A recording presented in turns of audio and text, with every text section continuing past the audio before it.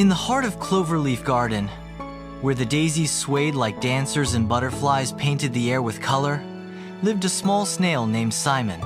Simon was no ordinary snail, well, physically he was. He had the usual slimy trail, a spiral shell, and 2 curious antennae. But inside, Simon had a dream much too big for a creature so small and slow. He wanted to win the Great Garden Race. Every spring, the animals of Cloverleaf Garden held a big race from the pond to the pumpkin patch. The path was full of twists and turns, logs to climb over, petals to dodge, and even a patch of sticky mud. It was tough but exciting. "Why would a snail want to join the race?" laughed Benny the beetle one day, as Simon waited in line to sign up. "The race might be over before you reach the starting line." Others chuckled too, Flora, the fast-footed frog, Harry the hedgehog, and even Mindy the mouse, who was tiny but zipped around like lightning. Simon didn't flinch. He adjusted his shell proudly and said, "I may be slow, but I'm steady, and I believe I can do it." Lenny the old ladybug, who kept the race book, scribbled Simon's name in carefully. "It's not always about speed," he said with a wink. "Sometimes it's about heart." From that moment on, Simon trained every day. He slid up hills, crossed puddles, and even timed himself slithering around garden pebbles. He met with a wise old tortoise named Tamara, who once won the race years ago and now lived near the radish patch. "Winning isn't about beating others," Tamara told him, sipping dewdrops from a leaf.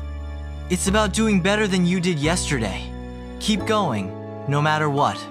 Simon took her words seriously.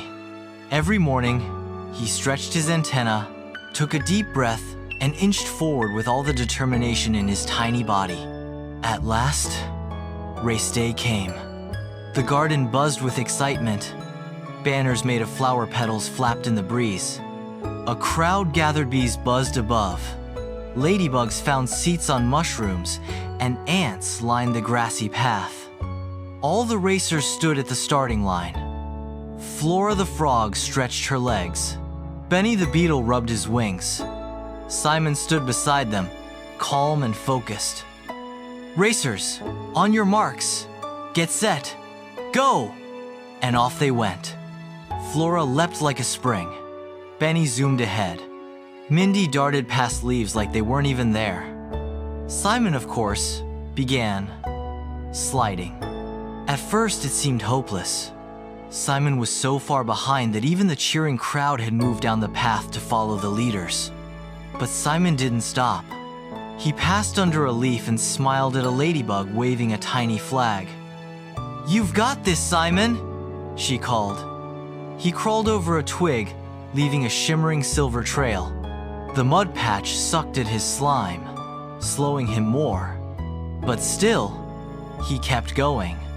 Halfway through the race, the leaders reached the log bridge, a tricky section known to cause trouble. Flora slipped on a patch of moss and tumbled sideways. "Oof," she croaked. Benny got his wing stuck between 2 twigs and had to stop and wriggle.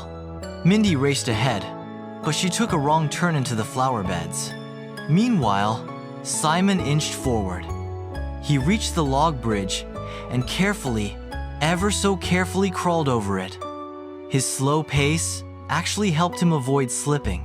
He smiled as he passed Flora and Benny. "Simon?" Benny blinked. "You're catching up." "I never stopped," Simon replied simply. Soon, Simon reached a fork in the path. One way was shorter, but full of thorns and sticky leaves. The other was longer, winding gently around a daffodil patch. Simon paused.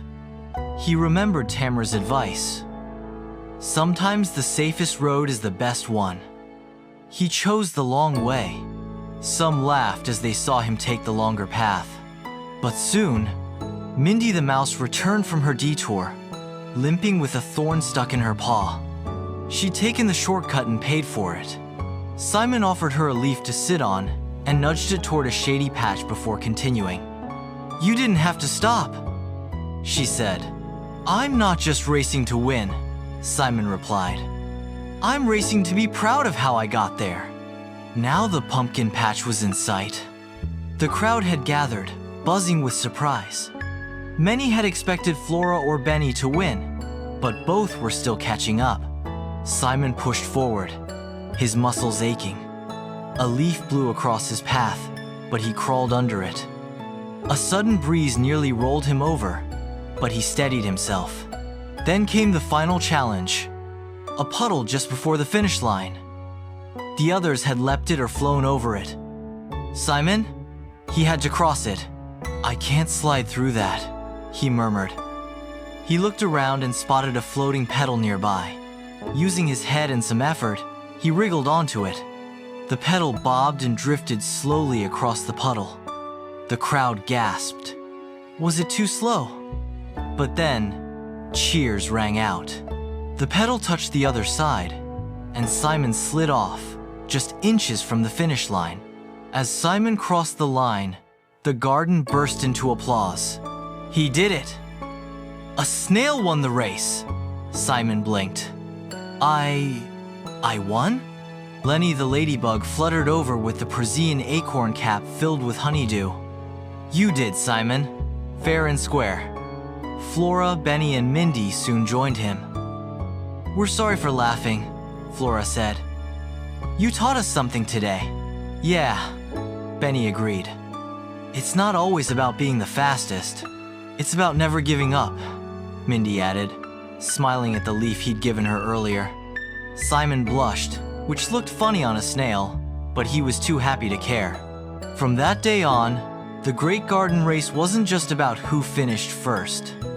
It became about how you raced. Kindness, courage, and determination mattered just as much as speed. Simon didn't win every race after that, but he always finished, always helped others along the way, and always believed in himself. And the garden never laughed at a snail again. Because sometimes, the slowest steps are the strongest.